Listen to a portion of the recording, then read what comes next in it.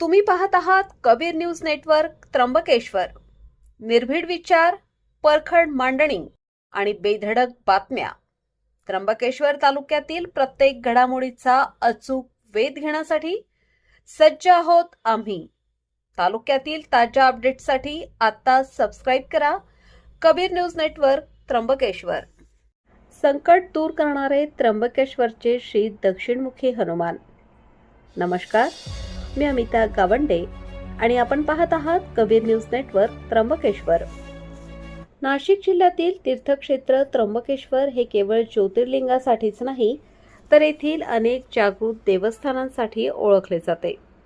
आज आपण अशाच एका देवस्थानाबद्दल माहिती घेणार आहोत, जे भाविकांसाठी श्रद्धेचे आणि अनुभूतीचे केंद्र बनले आहे। ते म्हणजे श्री दक्षिणमुखी हनुमान मंदिर।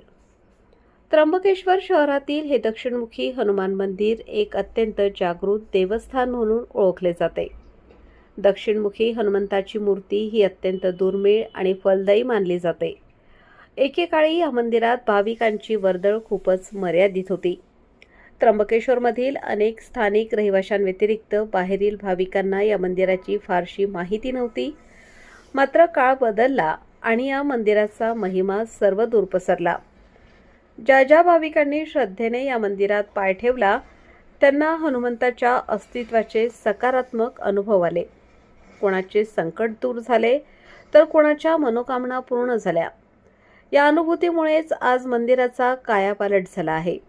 पूर्वी शांत वाटणाऱ्या या परिसरात आता हनुमान भक्तांचा मोठा ओघ पाहायला मिळतो। विशेषतः शनिवार आणि मंगळवारी येथे भाविकांची मोठी गर्दी असते।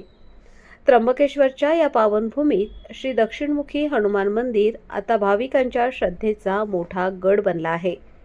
जर तुम्ही त्र्यंबकेश्वर दर्शनासाठी येत असाल, तर या जागृत देवस्थानाला नक्की भेट द्या। व्हिडिओ आवडल्यास लाईक करा आणि त्र्यंबकेश्वरच्या अशाच ताज्या घडामोडींसाठी कबीर न्यूज नेटवर्कला सबस्क्राइब करायला विसरू नका।